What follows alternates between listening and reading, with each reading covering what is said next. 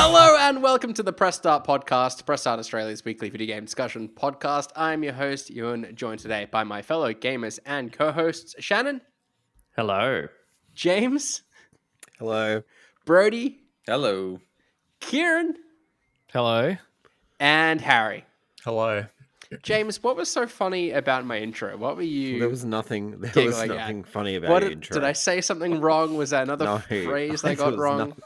I promise there was nothing funny about your intro. Well, we've got an absolute team on the show today to discuss mostly Brodie and what you were able to preview at the Summer Games Fest, but we do have a big topic to get to first, and that is, of course, Final Fantasy XVI, another huge game release this year. Harry, whilst you're not the only person amongst us all to have been able to play it, you did the review of the game. Firstly, what is your experience with Final Fantasy as a franchise?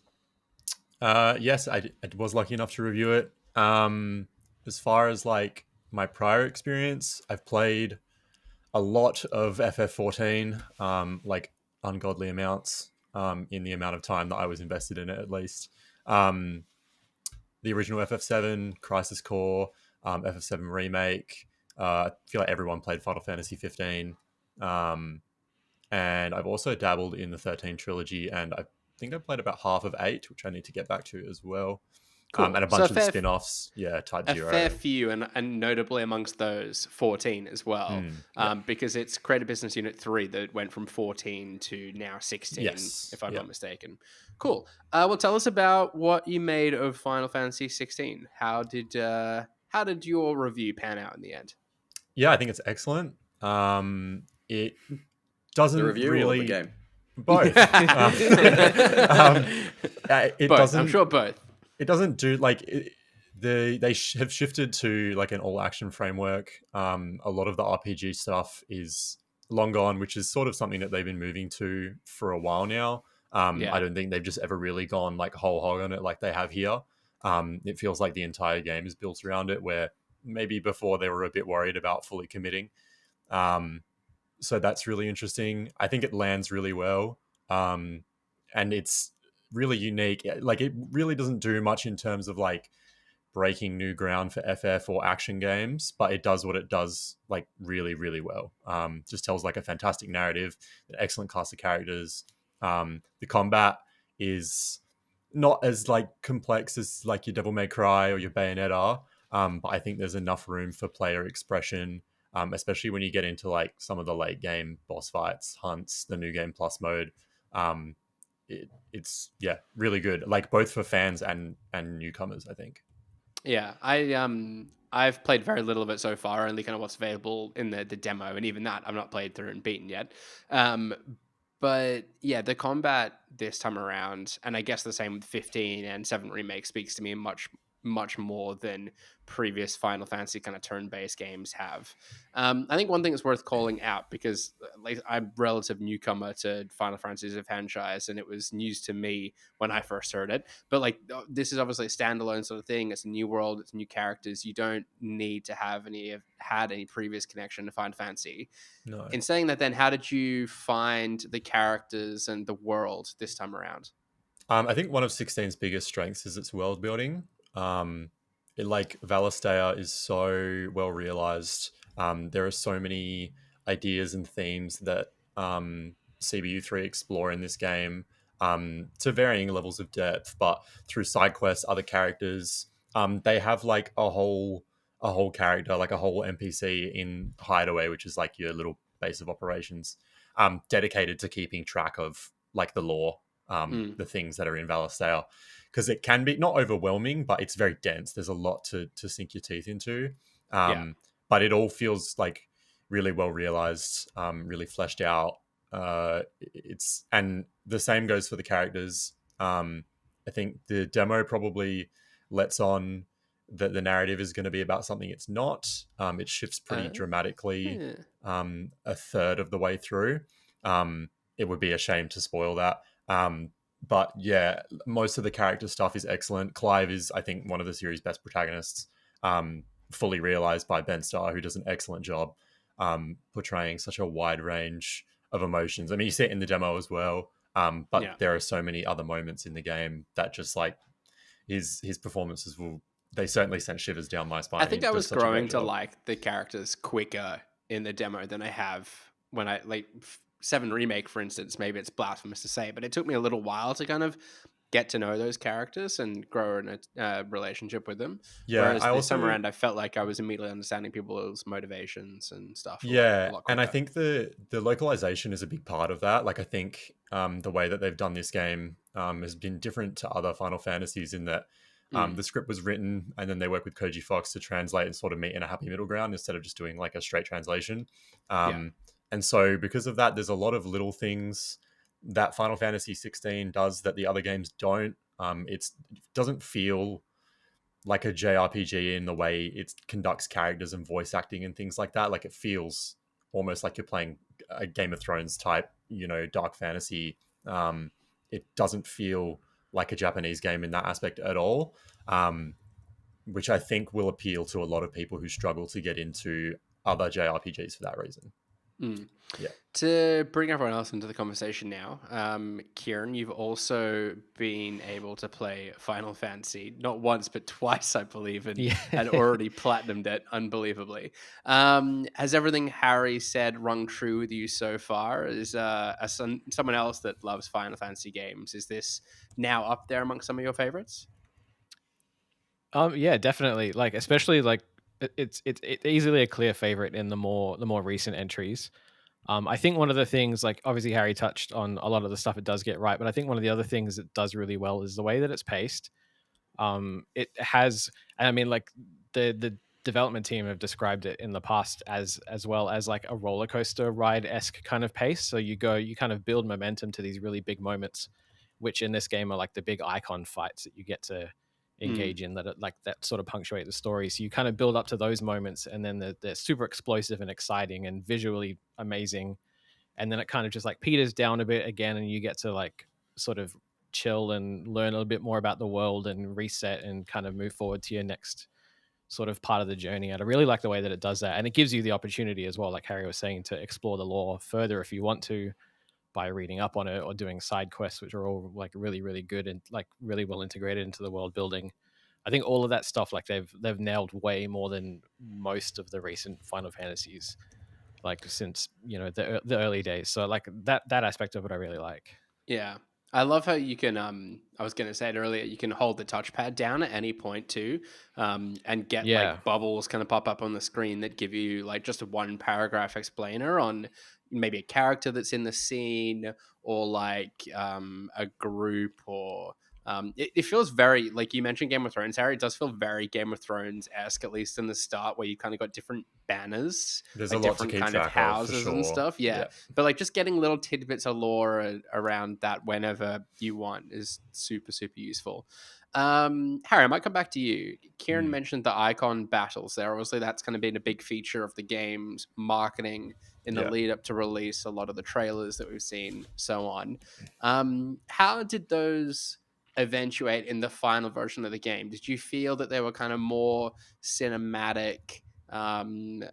What's the kind of word I'm looking for? Quick time sort of things, or were they more substantive than that? They are like definitely err on the side of being cinematic. They're definitely less not engaging, but less complex than like regular combat is, or the typical boss fights. Sure. But I think that there's enough to them that you never really feel bored. They're brisk enough that they don't outstay their welcome. And a lot of the time, the spectacle is just so mind-bogglingly insane that you can't help that but get swept up in it. I think like when I was talking to Kieron when we were playing, I did what would have been the 4th one, and I was like, man, that was crazy. Like, I don't understand how they could possibly top that. And then the next one is like it's like absurd. The levels that they take these fights to, and they like, I don't know how well they will fare on replays, and some people might not like how cinematic they can be, because they are pretty straightforward. But like, man, when the soundtrack gets going, you've got all this visual spectacle on screen, these 2 titans just like duking it out. Yeah, it's unreal. And it really is like such a great showcase for what the PS5 can do. I don't think we've seen anything quite like that on the console yet.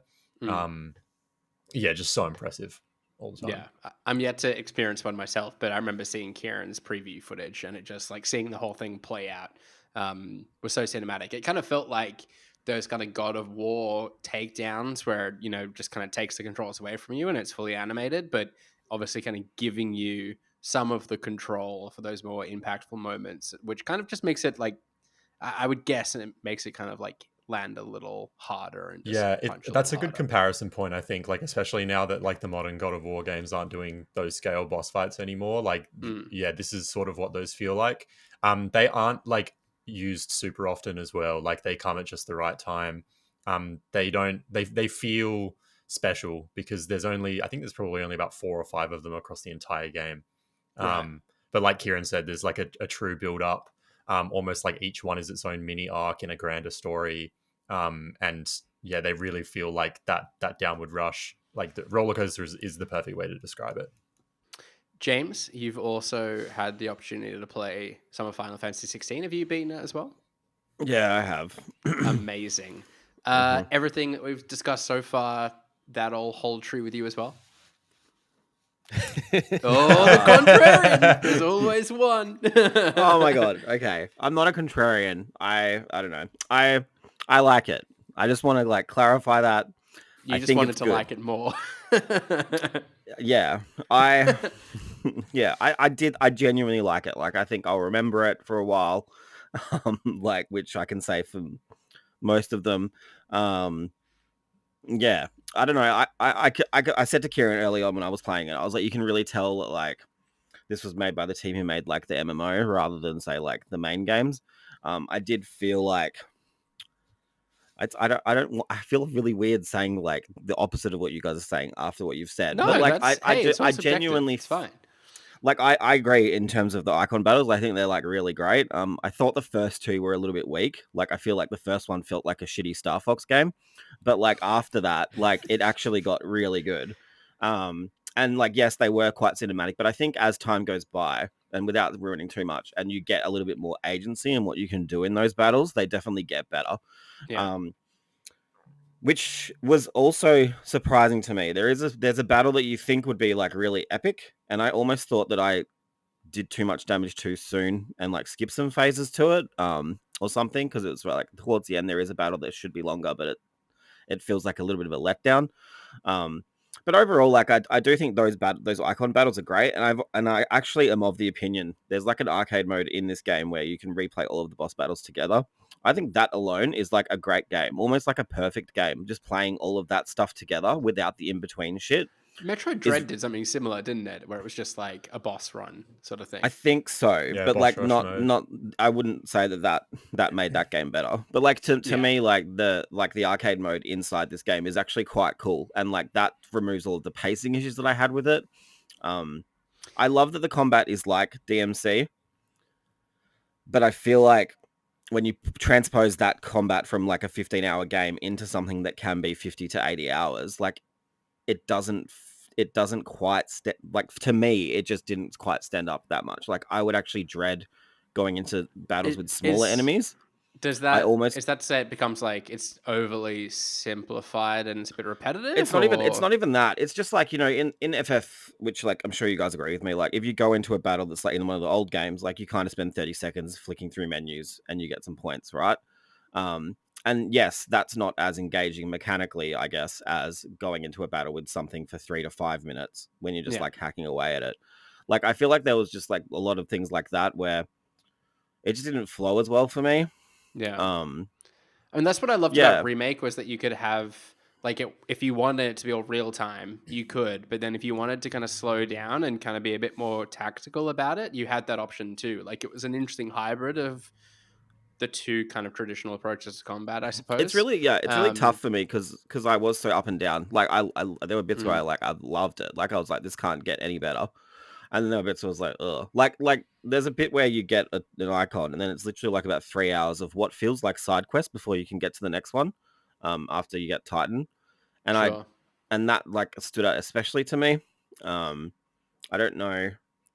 Yeah, I don't know what the solution is there. But I can also respect that it's the kind of game where I hate when you go into an RPG and you see a higher level enemy and like you can't, even though you've got the skill to take it down, you can't because the numbers are against you.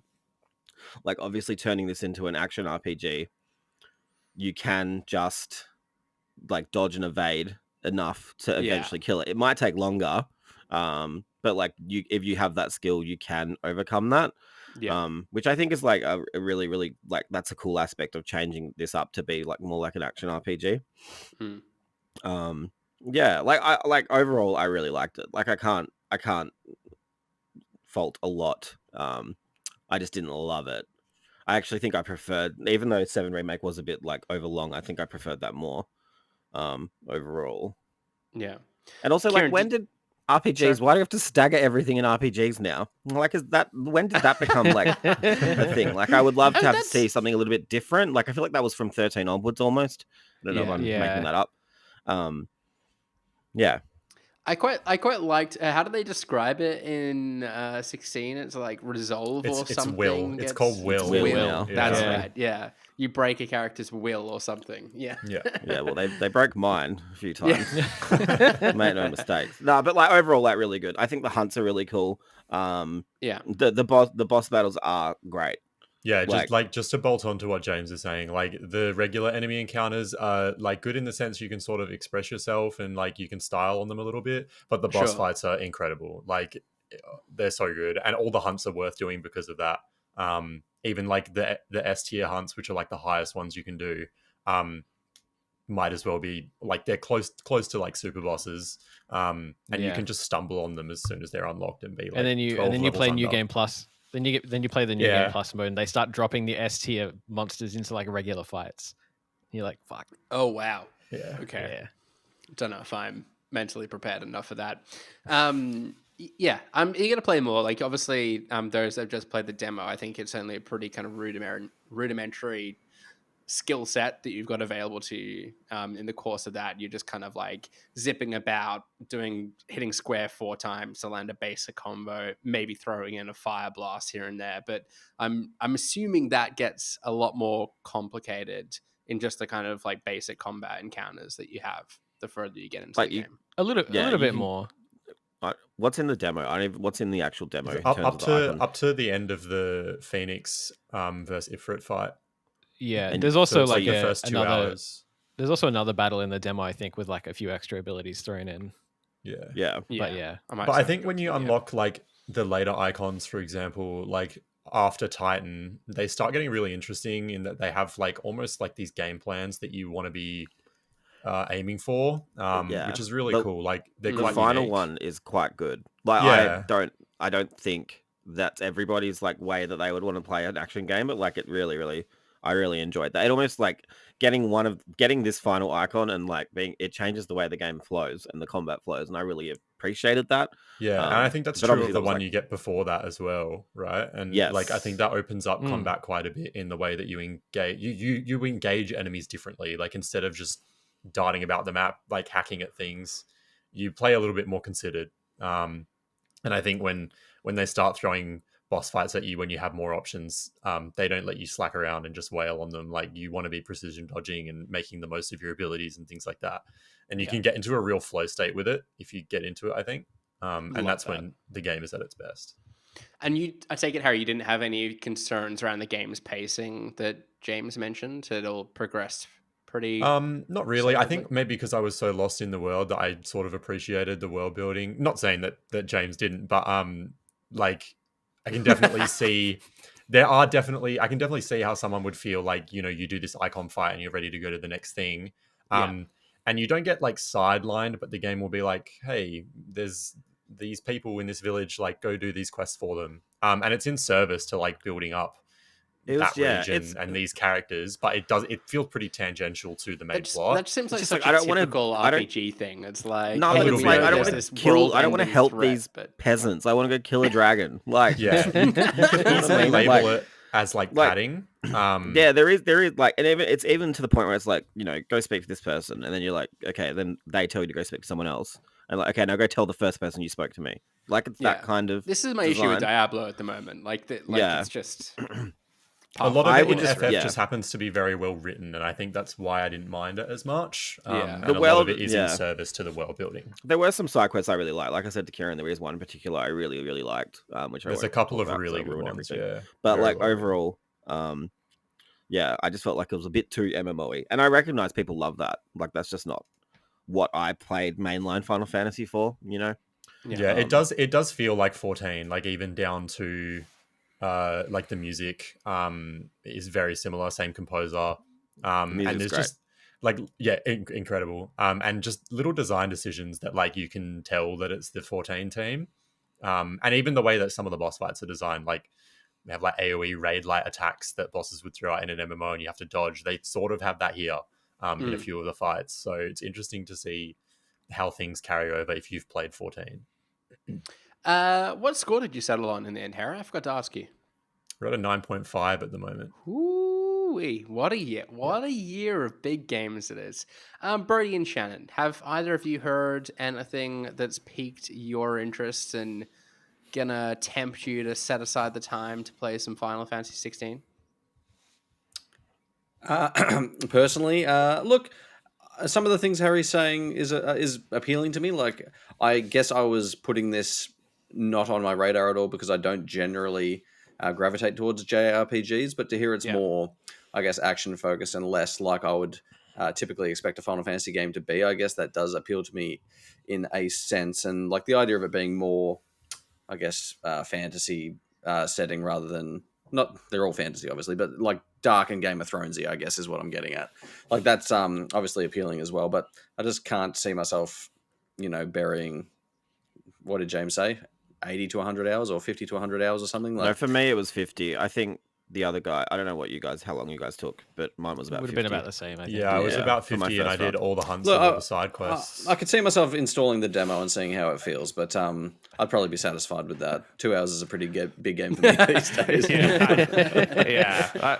It's interesting to me, like a lot of what I've seen and heard in terms of like the big boss battles and it being sort of more action focused. But yeah, then I just hear 50 hours and it's like, I just can't see myself putting that into a game. But I do want to give the demo a go and see if it does capture my heart. I was telling Kieran that I still really want to play Final Fantasy VII Remake because I did play that for a few hours and was enjoying that gameplay. So I want to like load it up onto a handheld or something and try and play through it. Yeah. I'm eager to get back to 16. I've having played 15 and then 7 remake. I've kind of gotten more of an appeal for the game, and I think like this particular, for the series I should say, and this particular one being it's a bit kind of darker and a bit more grounded and still has that very action intensive sort of approach to combat, ticks the boxes I sort of need to dive into it. 50 hours this year with everything that comes out is a bit of a daunting prospect. You can do less. You just Yeah, do it side is quests, worth I mentioning. reckon. He's probably James, about I'm not going to do 35 less. if you It's mainline going to it. be more if that. Like I feel like it always takes me longer to get through a game than it would you. Anyhow, we better crack on because there are still plenty more to discuss. Because if you haven't noticed, it's a banger year for games, and Brodie's just been to Summer Game Fest, and we're eager to ask you about everything that you saw and played. You previewed whilst away Alan Wake 2, Mortal Kombat 1, Cocoon, Prince of Persia: The Lost Crown, Armored Core 6.5 Rubicon, Assassin's Creed Mirage, The Division Resurgence, Avatar: Frontiers of Pandora, and Star Wars Outlaws. I think I counted 9 games there. So, and that's just the ones you wrote up and have a preview on the site for currently. Perhaps you saw more. I don't know. Yeah. Rather than go through each of those one by one, because I'm conscious we're already 25 minutes into today's episode, I want to go around the circle, basically, and give everyone the opportunity to pick one of those games to ask you about, the one that interests them the most, and we'll kind of work through the list that way. Shannon, I might come to you first. Which game would you like to quiz Brodie about? It's hard. Like, I don't know if you saw more of these games than what we did. So, like, I was going to ask about Avatar, but I don't know if you actually saw more of that or you just saw it early. So that's... Yeah, look, But regardless, I'll get you that would have way. been more engaged. So I'll I get think that Avatar... Sorry, am I lagging? I'm trying to not come in Maybe. over the top. Go for it. I won't speak. No, I was just going to say I'll cut that off at the knees and basically say that I think Avatar and Star Wars in particular, I probably saw basically what you saw. Ultimately at the Ubisoft Forward and all that sort of stuff. But I guess with Avatar, I may have got a slightly extended look. Like there was a few extra little packages and stuff that they threw into the presentation, but beyond that, it was much the same. Regardless, I think you would have been more engaged watching it, and you did an interview and probably would have taken it in a lot more than I did. So I would like to know your thoughts and how you feel about that coming out of it.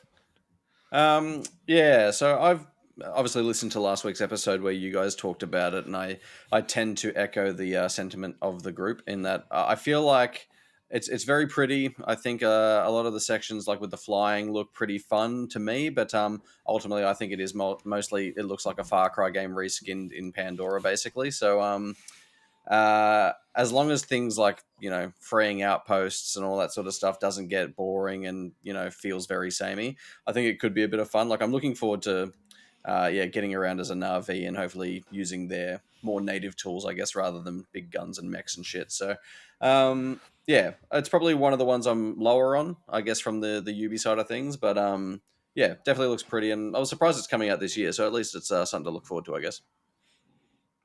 Lovely. That was quick fire. I appreciate that. Shannon, would you like to nominate someone to go next? I thought you were going to just ask me for another game. I'll hand over to James and get This his feels like the gripping most insight. schoolyard thing we've ever done. I love it so much. School captains, pick captains, everyone pick a team. Oh, Brodie, tell me about Prince of Persia: The Lost Crown. Look, it's the Prince of Persia that you think you remember. Prince and Persia. Yeah, Prince and Persia. The whole kit and caboodle. It's the Prince of Persia us old guys will remember. It's a action platformer in a lot of ways, as you know. Very Metroidvania-ish, allegedly, as far as the map design goes, although I didn't really get a scope of that from the demo I played. But what I can say is that it's actually, the combat's surprisingly involved. It really makes you get creative with like your amulets and like power-ups and stuff like that. And it's actually pretty hard. Like the boss that we all played, like a handful of us got stuck for a long while. Like it took me about 15 turns, I think, to try and beat this boss. Like it was full on. I'm sure someone as capable as James will get through it in half the time. But for someone like myself, look, it's clear that you can see the DNA, I guess, for like it's the team that did Rayman and stuff, so you can see like the platforming pedigree there. But I think they've definitely pushed it forward in a lot of interesting ways. That it definitely you've got a lot of reason to be far more excited for this Prince of Persia game than the Sands of Time remake for sure. So it's got a lot of style. Like the art direction's really cool as well, as you would have seen from the trailers. Very it almost gives me like Spider-Verse-y sort of vibes with like the time fractures and stuff like that. Very cool. So yeah, one of the cooler games I played, and got to play it on Switch as well after I finished my regular session on the computer, and it runs really well on Switch too, like 60 frames and all that sort of stuff. So Lovely indeed. Sorry, I am aware that I keep lagging at the start of all these descriptions. So look, it'll cut together all right though. We're just waiting for you to drop out at some point. Yeah, there's this moment where it like stutters and we're all like, oh, is he going to come back? No. And then inevitably you do. So it fine. keeps bouncing back. Just let me roll, baby. Finds a way. Let me cook, and it'll cut together. Don't worry about it. I'm pleased you got to go hands-on with Prince of Persia and get a feel for its combat, and that it sounds kind of, at least from the taste you got, relatively in-depth and challenging. I'd have thought, James, that's gonna all sound pretty good to you. Absolutely. I'm here for it. Love it. I was Game of expecting you to January. get do a cheery little jig or something. James, When would have you you like to ever heard me nominate somebody? cheer or jig in any... Cheery jig. Combination of the two, please. Exactly. Let's work on the basics first. You're up to nominate someone to pick their game to quiz Brodie about. Well, I guess Feel I'll free to go. ask follow-up questions as well. Kieran's shaking his head, so as in typical teacher fashion, I'm going to go Kieran. Great. Brodie, I note that your game of the show was Cocoon. Mm-hmm. I do love me a Jep joint, but I still just looking at like footage and screenshots and stuff, I still don't quite get how this like the general flow of this game. Like what did you like play and how does it feel? Yeah, it's obviously pretty different to his other games, which are, I guess, your more typical atmospheric platformer. This one's obviously more isometric, probably a little more action focused, but it's still obviously very much a puzzle game. You get dropped into this alien world with no sort of explanation. You're like this little bug creature with wings, and you basically go around, and a lot of the mechanics involve like picking up these little orbs. And so these will have like multiple different powers throughout your time, but some of them like simply open doors, some of them like activate light bridges that you can go across. But once you reach these particular cradles that you can put them in, you can go within them and basically go a layer deeper into another world, and it all happens like really seamlessly. Looks really great.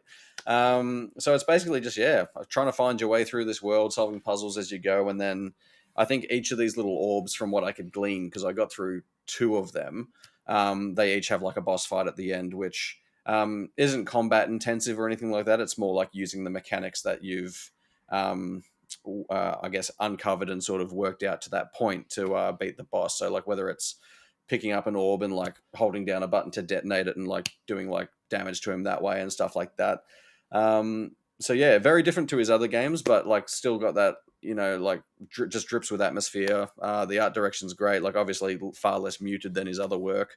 And it's definitely one of the best games I played at SGF, so I'm really high on it. So it does very much Nice. sound like a Brodie-ass game. Absolutely. We love that. Kieron, who's your nomination if you don't have any more follow-up questions? I don't have any more follow-up questions, and I'm sorry, Ewan, but I'm going to nominate Harry. Brodie, Hello. tell us about Armored Core. Oh, I was hoping someone wouldn't ask about Armoured Core. We can go Mortal Kombat. If No. Look, as far as Armoured Core goes, like as I established in my preview, I don't have any history with the franchise. I'm not a Souls player, so like I don't even have that frame of reference coming at it like as a From Software player. But look, it's like I don't know.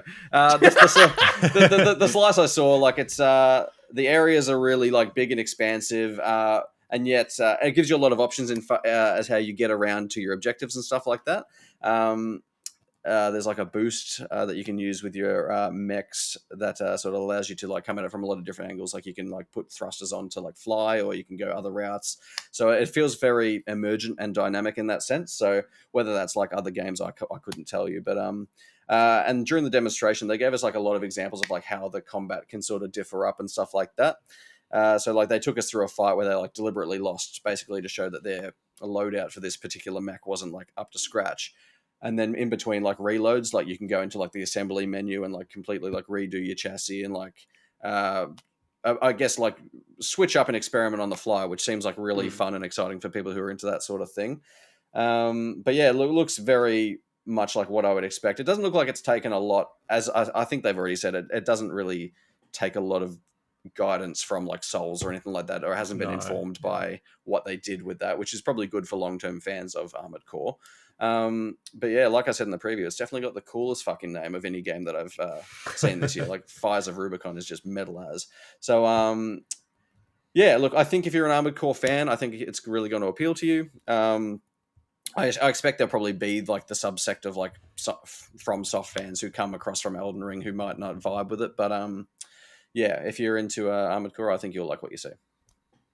Very good. Was it like hard? Did you get a sense that it had any like Souls?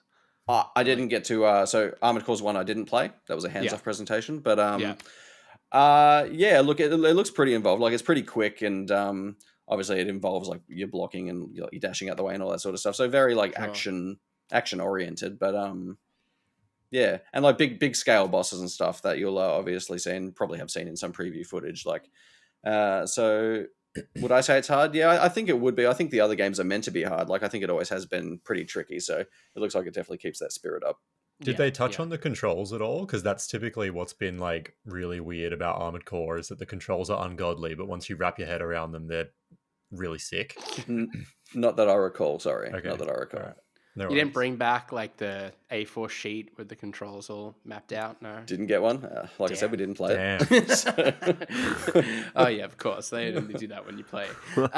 Look, I'm very surprised Jameson asked about Mortal Kombat 1. So I was thinking maybe I just, He help probably him knows I'm out, not equipped to talk about it, which is ask you fair. about that one. But I'm a little disappointed you didn't get to play any of Star Wars Outlaws, because that was kind of like what I really wanted to pick your brains about. But second to that, it was Alan Wake 2. And based on what I've heard from other people coming away from Summer Game Fest, they all seem to have walked away from the preview of that game raving. Were you in the same boat? Did it knock your socks off as well? Yeah, definitely. Like I was already excited to see it and very like high on it going in as an Alan Wake fan from like the first game. So I believe what I did get to see was basically an extended version of the mission that you saw in like the SGF trailers and I think the Sony conference that they did. So it was a mission called The Heart, which basically I think it basically involves Saga getting into Bright Falls and sort of walking the perimeter of Cauldron Lake to try and find the body of Robert Nightingale, who's like the FBI agent that I think goes missing in the first game. So yeah, it basically was just an extended look at that. Obviously goes into all the combat that we already saw. Things I took away from it, that it's like definitely very much leaning into survival horror. So get a few friends around Yui, because you are going to be way ahead of you, Brodie. Like they've completely like revamped the invent system, so it's more like your Resident Evils and stuff like that. Jump scares are plenty based on what I saw. And they also went into a few of the gameplay mechanics, like Saga's Mind Place, which is basically like a, I guess it's like a little mental construct that she's created for herself to go within and sort of refer to case notes and all that sort of stuff, and go to her case board and try and piece together clues, which is another thing that is new to the game, is like an investigation board, which as you uncover clues in the world, you basically go in and like piece them into sequence to try and work out what the next step in the case is, which, it's very cool, very True Detective inspired, obviously. Hang on. Sorry, I think Brodie. we What address just this. happened Is there a there? monkey in the room? Do you have a monkey in your room, James? What- Yeah, there may be other people at my house. Yeah. I think I love that instead of muting, you just let it happen. No, I didn't Right. realize it was me until I didn't realize there was a monkey in my house. So obviously those two things, coupled with obviously what we already know of Alan Wake, promises to be a very exciting a package. So obviously I only got to see that mission. And another thing that I saw from that presentation was a thing that they call the overlap, which basically is a new sort of, you've got the dark place where Alan is, and you've got Bright Falls, Cauldron Lake, Watery, where Saga is investigating. Obviously, the campaign's split into two parts, but you've also got these overlap parts where, like, part of the dark place is like bleeding into the real world because Alan's obviously trying to write his way out and all that sort of stuff. So there's a part in the mission where Saga goes into the overlap, and it's all like real mindfucky, and like the world's like sort of bleeding together and like glitching out and stuff, and it's very visually pleasing, as you can imagine. So it certainly sounds like there's plenty of influence from Control. 100%. That's what I was going to say. Like, it's Yeah. very much Alan Wake, still with those like little.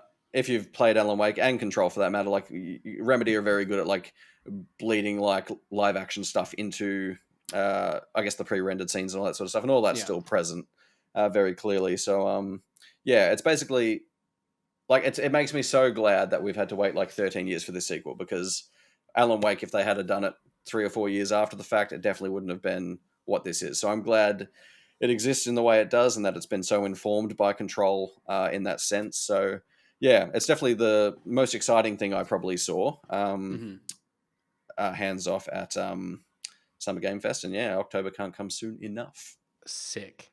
Yeah, I suppose we better pay some respect to Quantum Break as well, and the valuable contributions. Quantum Break was good. Quantum Break was good. I really enjoyed Quantum Break. It's also Break. part of that world. It's just not as much of it. The Remedy verse, is that the Remedy universe? I don't care what it's called. Does it have a just catchy exists. name? That's like all I care about. But yeah. Well, was there anything else you wanted to shout out, Brodie, or have we kind of covered the stuff you were most excited about?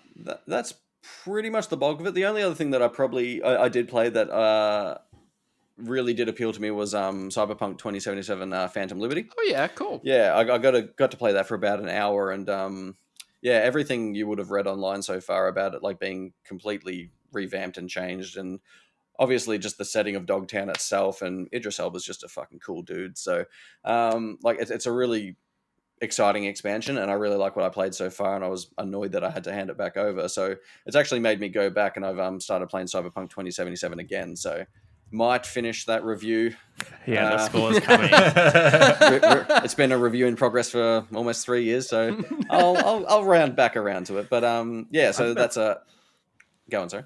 No, I think it's good that like our main channel actually like we should go back to that at some point. And then they announced like so much quality of life changes. Well, they're updating it. Yeah, that's. I feel like, so, like every time I go to something's like it's next gen or it's something weird. else coming. It's weird that like this game will be so different from what it was all those years ago when you started. I like having played. I think it definitely improved with like the Edge Runners update and all that sort of stuff. So yeah, very good. Yeah, I'm keen to jump back into it as well. I've not played it since launch. I had a relatively like pain-free experience with it when it came out, like a couple of the glitches, but nothing like what we saw memed to all hell. But yeah, it just didn't seem to like pack the same sort of punches like The Witcher did. I just didn't get lost in the same world as I did or care for the story nearly as much. But yeah, maybe kind of with some kind of polished up systems and a bit of a fresh story in there, I can kind of find my way back into it. So I never really dabbled with much of the side mission stuff too. I just kind of powered through the campaign. So maybe it was a fault of my own. Speaking of what we've been playing though, I'm conscious there's lots of demos that have been kicking around. Obviously we mentioned Final Fantasy and that's demo, which I'm sure people are playing at the moment, but has anyone played any other demos they wanted to shout out, be it at like Steam Next Fest? Or... Have we played some demos? Holy hell. Yeah. Yeah. One I'll quickly shout out that I've really been enjoying and will probably be part of the Part 2 Steam Next Fest write-up that Kieran and I will inevitably do, is Knuckle Sandwich. And I mentioned it before we started, but it's developed in Victoria by a fellow with the last name Brophy. I can't remember his first name. It's like Alex Brophy. I remember why. Yeah. I could see why you remembered his last name. Yeah, Brophy. But yeah, it's very Earthbound inspired. Like it's a cool turn-based RPG with a very quirky sense of humor. So if you're into like like Undertale and Earthbound, obviously, it'll appeal. I think I've heard it described as Earthbound for like the fast food worker instead of like the fantasy hero, basically. So it's that's a cool one for sure. Fun. What about yourself, Kieran? You played something? Yeah, like a lot of what I've played so far in the Next Fest is just stuff that I was already keen for. So nothing that's like kind of like surprising or stands out a lot so far, but like stuff like Wood and Weather, like really some really good Aussie made games in the mix I feel this year with Next Fest. Wood and Weather is a really cool, like I actually got to play a little bit of it at the studio. I think it was like last year for something that Screen Vic was doing, but it's like the typical like God game where you have like an overhead view and you can interact with this world, but it's a little like wooden block world with like little wooden block people, and you're like, you know, ethereal otherworldly hand isn't just like there like to click on stuff. You can actually like walk it around the world and like pick stuff up and pull levers, and it's all about experimentation, and you kind of like have to earn inspiration from these people by figuring out what it is they need and going out in the world and physically giving it to them. So that I thought that was really cool. It's definitely one worth keeping an eye out for. Nice. That does sound neat. That sounds like a neat puzzler. I had a vested interest to ask you about demos because I wanted the opportunity to talk about Lies of P, which I managed to fire up. Oh yeah. Barely played like more than half an hour of this game, so really don't have a lot to go off so far. But holy smokes, it is just shamelessly Bloodborne. Just like down to the animations and stuff. Yeah, honestly, when no one else is doing they're not doing it. Yeah, like it's a pretty good one as well, right? Like the demos, like even though it's a small slice of it, it's pretty promising. Yeah, absolutely. It doesn't feel like a knockoff Bloodborne. It feels like the team that made Bloodborne are delivering a sequel. Like that's as kind of as much praise as I feel I can give it. But like, I mean, in saying that, like the world that they've created, the enemy design, that all feels very kind of original. And again, as if like the talent of the team that worked on Bloodborne then went and did something in a different universe. So yeah, really keen to play more of that. I was very much enjoying it.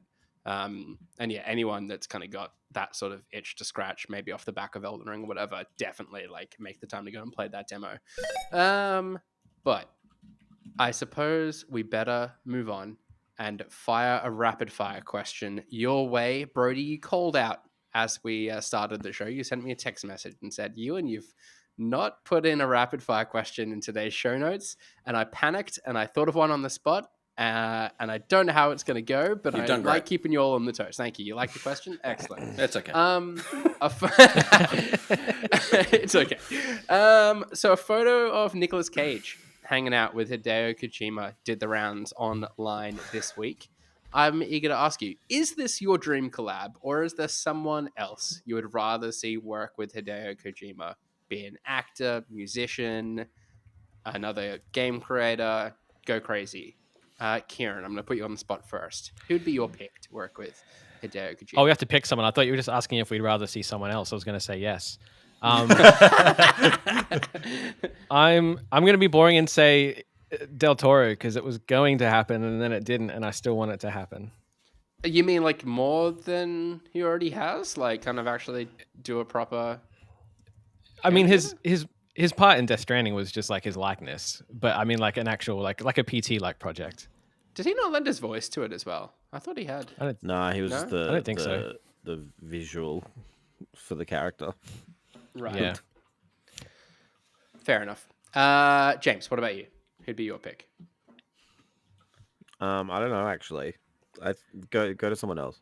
I was gonna say like Demi Lovato or Lea Michele, but like neither of them.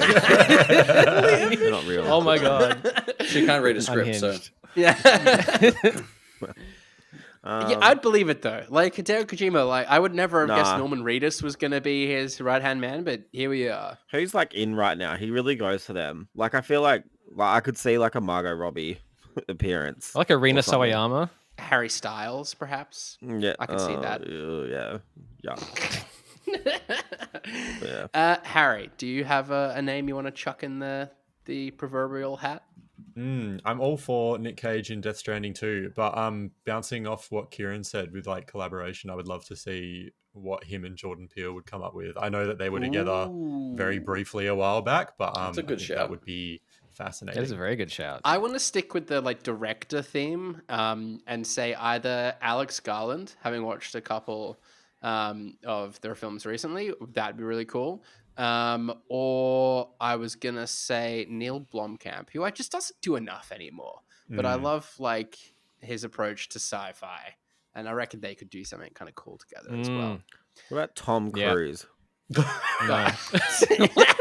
That's something I He can needs a totally bump. see happening. Yeah, he needs the help. So, I'm gonna say Michael Cera.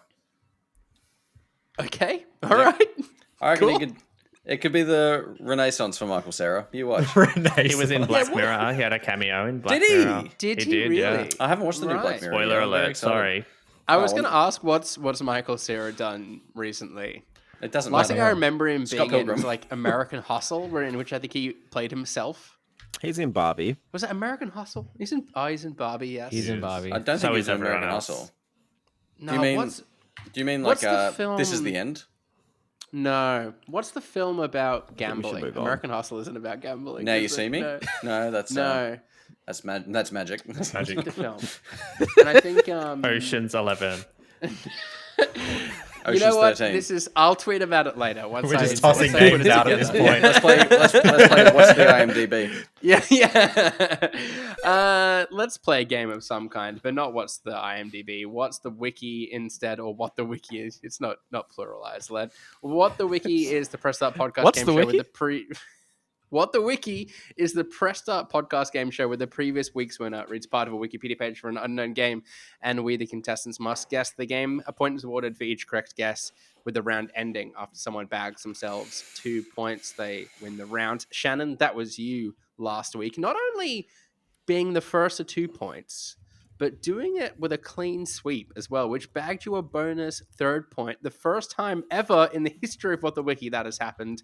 What Huge. an honor What an that honor. must be for you. Massive. It is the biggest honor of all. I feel like I should recap- win the year. A recap of the scoring. We have Brodie and James tied in first place on 16 points. Myself in second on 14. Shannon now in third on 13. Kieron on 12. Harry on 1. And James W. with nil points. And Shannon, of course, as last week's winner, you are in the hosting chair today. And boy, do you look excited. This is, it's going to be messy. I'll just because I feel like the internet in this call is extra chaotic for some reason. It's real bad. Which is not needed when I'm hosting. 6 might be too many for my internet. Oh, God. Case in point. Okay. Apis Cape. Yeah, you're right. Back it The up. game is a 2009 graphic adventure video game developed by Telltale Games. It is the fifth. No. It is the fifth game in the series, released nearly a decade after the previous installment. It was developed for Windows and the Wii and released in 5 episodic segments between July and December 2009. In contrast to Telltale's previous episodic adventure games, whose chapters told discrete stories, each chapter of the game is part of an ongoing narrative. Players assume the role of a pirate who, while attempting to destroy his nemesis... I don't know the title. Brodie. Yes, Brodie. Tales of Monkey Island. It is Tales of Monkey Island. That's well what it done, was. Well done, Brodie. James Brodie looks back in first position. enthralled with that game choice. Game number 2. The game is a 2003 tactical role-playing game developed and published for the Nintendo Game Boy Advance. The game shares several traits with 1997's game of a very close name, although it is not Kieran. direct. What was? Can I get the year? Kieran. 2003, but I feel like Kieran will get it. Yep. Is it 2003. Final Fantasy Tactics Advance? It is Final Fantasy Tactics Advance. Well Huge. done, Kieran. Oh my god. The game is a 2001 action role-playing hack-and-slash game developed by Snowblind Studios for the PlayStation 2 and Xbox console. It was later ported to the GameCube by High Voltage Software and to the Game Boy Advance by Magic Pockets. The game was published by Black Owl Studios, a division of Interplay Entertainment, and distributed by Vivendi Universal Games. James. Yes, James. Is it Hunter the Reckoning? It is not Hunter the Reckoning. Oh, okay. The game is set in the Forgotten Realms campaign setting of Dungeons and Dragons, and the gameplay is based on the rules of Dungeons and Dragons 3rd edition, which were released in the year 2000. It is the first video game to implement the real-time application of the new rules. It is also the first in the series released on console as opposed to... Is it Baldur's Gate Dark Alliance? It is Baldur's Gate Dark Alliance. Well Wowee. done, I Kieran. was way out of my depth for all of those ones. What a great round. Diverse games, not like each other.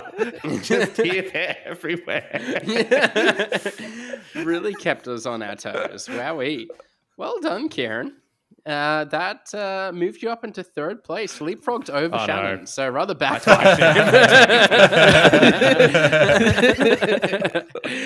And with that, let's bring an end to what was this week's episode of the Press Start podcast. Subscribe to us on Listener or the podcast service of your choice. Follow us at press.au and visit the site at pressstart.com.au, where you will not only find Harry's full review of Final Fantasy XVI, but all of Brodie's previews discussed today. We've been joined today by Shannon. You can follow me at Shannon Grixie on everything.